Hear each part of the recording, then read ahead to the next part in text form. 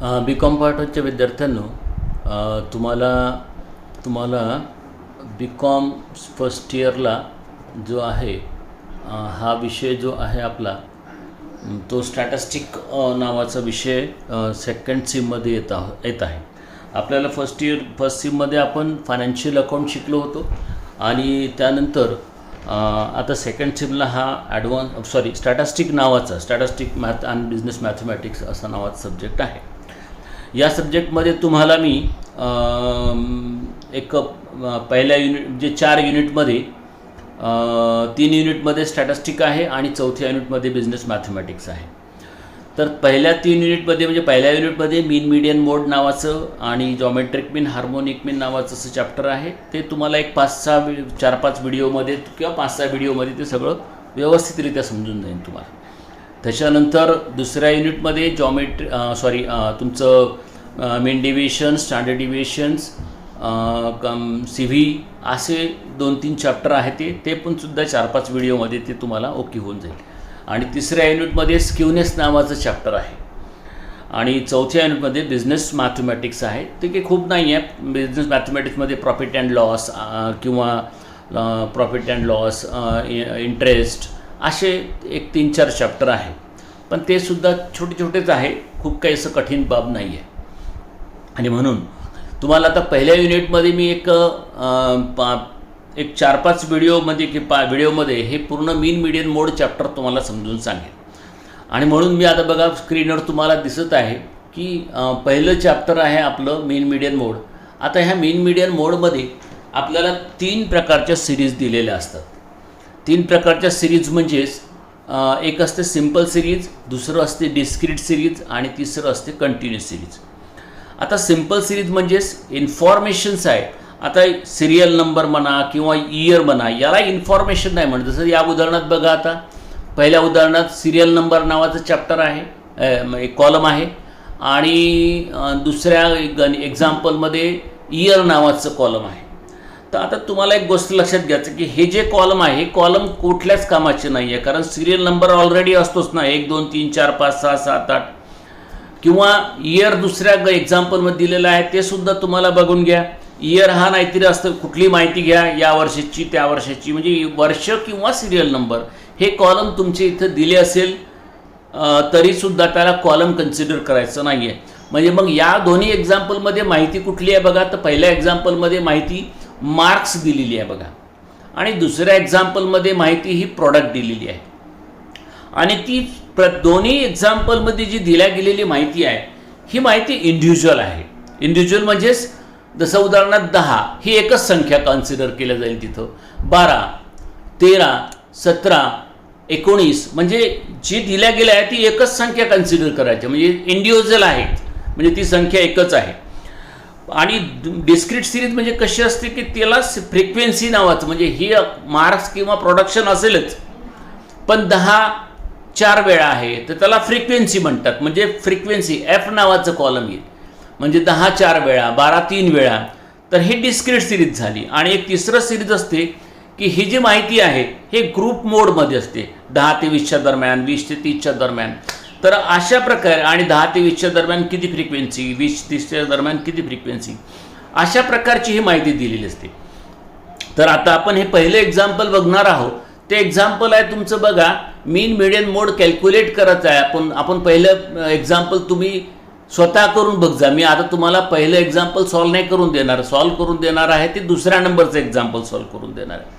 तुम्ही पहिल्या नंबरचं एक्झाम्पल हे दुसऱ्या नंबरचं जर तुम्हाला एक्झाम्पल समजेल तेव्हा तुम्ही हे पहिल्या नंबरचं एक्झाम्पल करून घ्या. तिथे तुम्हाला मी खाली आन्सर पण दिलेले आहे, ते आन्सर तुमचे मग करेक्ट येते का तर बघायचं आहे. आता मीन मीडियन मोड या आता त्या दुसऱ्या क्वेश्चन आपण सॉल्व करणार आहोत. त्याच्यात बघा, calculate mean median and mode from the following. म्हणजेच खालील दिलेल्या माहितीच्या आधारे तुम्हाला मीन म्हणजेच ॲव्हरेज म्हणतात ॲक्च्युली मीनला, मीडियन म्हणजे मध्यांक, आणि मोडला मराठीमध्ये बहुलक असे म्हणतात. तर ही स्टॅटिस्टिकल इन्फॉर्मेशन असते, याच्या आधारावर लोक डिसिजन घेतात. आपल्याला कुठले ॲव्हरेज काढायचे, जसं आपण 10वीचं पर्सेंटेज काढतो ते आपण स्टॅटिस्टिकलच्या आधारावर काढलं. आपण सांगतो 10वीमध्ये की मला 52% मिळालेले आहेत, तर 52% म्हणजेच याचा अर्थ प्रत्येक विषयामध्ये 52 नाही, म्हणजे ह्या सगळ्या विषयांचे मिळालेले मार्क आणि त्या विषयाच्या संख्येने जेव्हा आपण डिवाइड करतो तर आपले ते पर्सेंटेज येत असते. याचा अर्थ तुम्ही 52% मिळवणारा विद्यार्थी झालेले आहात. तर अशी याला सरासरी म्हणतो आपण त्याला मराठीमध्ये, आणि म्हणून त्या सरासरीलाच मीन असे म्हणतात. ओके, तर मीन काढतो आपण कसं, तर मी तुम्हाला दुसऱ्या नंबरचं एक्झाम्पल शिकवणार आहोत. तर आता बघा या एक्झाम्पलमध्ये त्यांनी काय म्हटलेलं आहे की कॅल्क्युलेट मीन मीडियन अँड मोड. तर या कॅल्क्युलेट मीन मीडियन मोडमध्ये तुम्हाला पहिलं कॉलम दिलेला आहे इयरचा आणि दुसरा कॉलम दिलेला आहे प्रॉडक्टचा. मी तुम्हाला अगोदरच सांगितलेलं आहे सिरियल नंबर आणि इयर हा कॉलम कन्सिडर करायचा आहे. कॉलम असेल तरी तो कॉलम म्हणून नाही मानायचं त्याला. म्हणजे इथे इयर कॉलम मानला जाणार का आपला, नाही, इयर कॉलमच नाही आहे, तो काही कामाचा नाही आहे. वरच्या घडीचा सिरियल नंबर दिलेला आहे तो कॉलम नाही. म्हणजे आपली माहिती कुठली आहे मग, तर पहिल्या एक्झाम्पलमध्ये माहिती आपली बार्कची आहे, दुसऱ्या एक्झाम्पलमध्ये आपली माहिती ही प्रॉडक्टची आहे. ओके, आणि म्हणून आता याचं सोल्युशन कसं करायचं, तर बघा आता दुसऱ्या मी पेजवर सोल्युशन घेतलेलं आहे. तर तुम्हाला आता माहिती कुठली आहे बघा सिंपल सिरीजची. तर आपण आता दुसऱ्या नंबरचं एक्झाम्पल सॉल्व करून बघणार आहोत. तर या दुसऱ्या नंबरच्या एक्झाम्पलमध्ये बघा तुम्हाला कसं सॉल्व करायचं त्याचं मी तुम्हाला दाखवून देत आहोत दुसऱ्या नंबरच्या एक्झाम्पलमध्ये. तर हे बघा मी दुसऱ्या नंबरचं एक्झाम्पल घेतलेलं आहे. या एक्झाम्पलमध्ये बघा आपण सोल्युशनमध्ये असं लिहायचं आहे की calculation of mean median and mode, म्हणजे मीन मीडियन मोडचं कॅल्क्युलेशन कसं करायचं. तर आता बघा मी सांगितलं की तो जो तिथे दुसऱ्या नंबरचं एक्झाम्पल आपण पहिले सॉल्व करणार आहोत. एक नंबरचं पहिल्या नंबरचं तुम्हाला मी स्वतः सॉल्व करण्यासाठी दिलेलं आहे. आता मी जशा पद्धतीने हे सॉल्व करेल त्याच पद्धतीने ते तुम्हाला करून बघायचं आहे. ठीक आहे, तर दुसऱ्या नंबरमध्ये बघून घ्या तुम्हाला प्रॉडक्ट दिलेलं होतं. आता हे दिल्या गेलेलं प्रॉडक्ट पहिले 12 वगैरे दिलेलं होतं. तर हे बघा दुसऱ्या नंबरच्या प्रॉडक्टमध्ये गणितामध्ये बघा 12, 17, 19, 23, 19. तर हे जे एक्झाम्पल दिले गेले प्रॉडक्ट दिलेलं आहे हे मतलब असेंडिंग ऑर्डरमध्ये नाही आणि डिसेंडिंग ऑर्डरमध्ये नाही. असेंडिंग डिसेंडिंग समजता ना तुम्ही, असेंडिंग चढत्या क्रमाने आणि उतरत्या क्रमाने असं नाही आहे, ते मिक्स आहे, कमी जास्त आहे.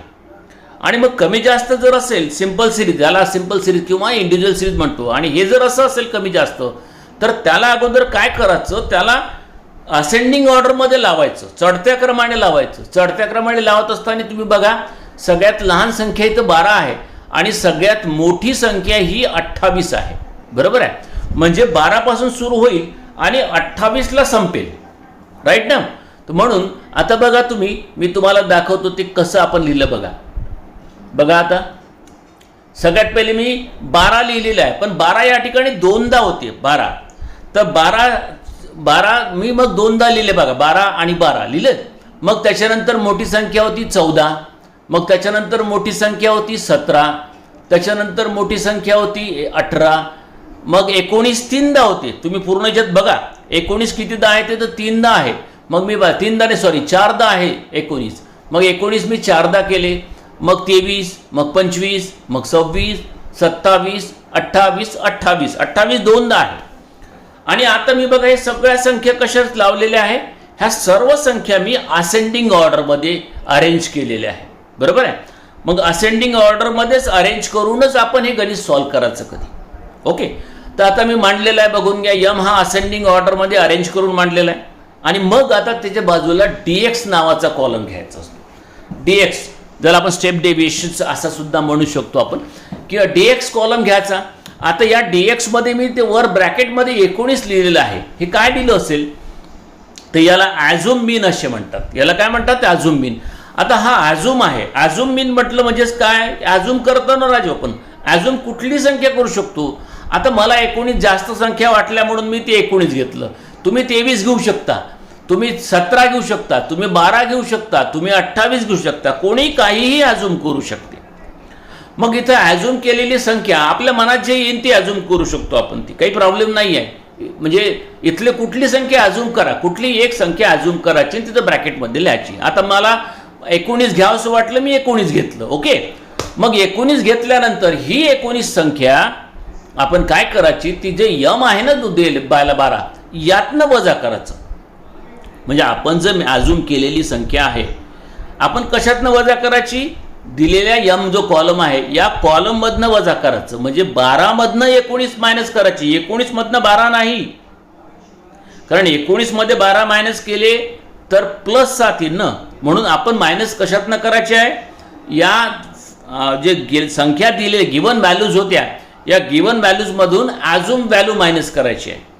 आता आपली पहिली व्हॅल्यू गिवन काय आहे, 12 आहे. 12मधनं आपण ॲझ्युम व्हॅल्यू घेतलेली किती, ॲझ्युम घेतली आहे, मी आधी सांगतो ॲझ्युम आहे ते तुम्ही काही घेऊ शकता, मी जसं 19 घेतलं तर तुम्ही काही घेत, फक्त कॅल्क्युलेशन खर्च मग वेगळं येईल. ओके, तर मी बघा या 12मधनं मग 19 मायनस केले तर किती येईल बघा, 12मधनं -19 केले तर -7 येईल. पुन्हा 12 आहे, 12मधनं 19 केले तर -7 येईल. मग 14 आहे, 14मधनं मायनस केले 19 तर -5 येईल. 17मधनं -19 केले तर -2 येईल. 18मधनं केले 19 तर -1 येईल. आणि मग 19 4 आहेत, 19मध्ये 19 वजा केले तर 0 0 0 येईल. त्याच्यानंतर आता 19 नंतर 23 आहे. आता बघा, आता 23मधनं 19 गेले तर +4 येईल ना, तर प्लस लिहिलं जात नसते ना, माहिती आहे ना तुम्हाला. मग 25मधनं 19 गेले तर 6 राहील. 26मधनं 19 गेले तर 7 राहील. 27मधनं 19 गेले तर 8 राहील. 28मधनं 19 गेले तर 9 राहील. 28मधनं 19 गेले तर पुन्हा 9 राहील. बरोबर आहे. मग आपण काय केलं माहिती आहे ना, लक्षात आलं तुमच्या, की या एममधनं दिलेल्या व्हॅल्यूमधनं आपण ती ॲझ्युम मीन मायनस केली. आणि मग मी काय केलं तर ह्या ज्या मायनसच्या संख्या होत्या -7 -7 -5 -2 -1 यांची बेरीज केली, मायनस वाल्यांची बेरीज केली तर ते मायनस वाल्यांची बेरीज येते -22. आणि खाली मग प्लस वाल्यांची बेरीज केली. बघा, पहिलं प्लस आहे 6 4, मग 6 6 4 10 10 6 17 17 8 25 25 आणि हे 2 9 9 18 25 न 18 43. तर बघा 43 आली. तर आता मग -22 आणि +43 असे दोघं, प्लस मायनस चिन्ह मात्र कोणत्या संख्येचे माहिती आहे तुम्हाला, शिकवलं असेल गणितामध्ये की plus minus but sign is higher value, म्हणजे प्लस मायनस होते मात्र चिन्ह हे मोठ्या संख्येचे येते. तर 22 मायनसमधनं 43 मधनं मायनस होईल, +43मधनं, मात्र चिन्ह कोणाचं येईल, प्लसचं येईल, कारण 43 हे मोठे आहे. आणि म्हणून 43मधून 22 गेले तर राहते किती, 21 राहते. किती राहते, ती याला म्हणतात समेशन dx. याला काय म्हणतात, समेशन म्हणजे बेरीज. ओके, मग याच्यानंतर मी खाली बघा या यममधनं या संख्या मोजा, तुम्ही किती मोजतात, 12 12 14 17 18 19 19 19 या सर्व संख्या मोजल्या तर याला यन म्हणतात. यनचा अर्थ होतो नंबर ऑफ व्हॅल्यू, यांचा अर्थ होतो नंबर ऑफ व्हॅल्यू. तर नंबर ऑफ व्हॅल्यू ह्या किती आहे तुमच्या, 15 आहे. किती आहे, 15.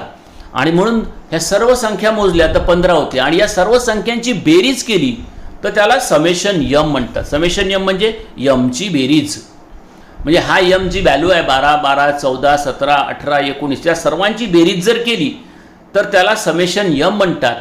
त्याची बेरीज येते 306.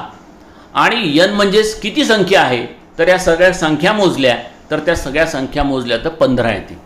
आता समेशन यन म्हणजेच एकूण संख्या किती, त्याला समेशन यन म्हणतात. आणि समेशन यम म्हणजेच या यमची बेरीज किती, तर त्याची 306 येते. आता कॅल्क्युलेट मीन कसं करायचं, तर मीन आपण 2 मेथडनं काढू शकतो. याला एक डायरेक्ट मेथड म्हणतात आणि एक शॉर्टकट मेथड म्हणतात. आणि मीनला स्टँड करतात. स्टँड म्हणजे मीन म्हणजेच एक सिम्बॉल असतं त्याचं, ए स्मॉल ए समजतं ना, स्मॉल ए म्हणजेच त्याचं सिम्बॉल आहे मीनचं ए. म्हणजेच ए इज इक्वल टू, आता ए इज इक्वल टू म्हणजे मीन बरोबर, ए इज इक्वल टू म्हणजे काय, मीन बरोबर.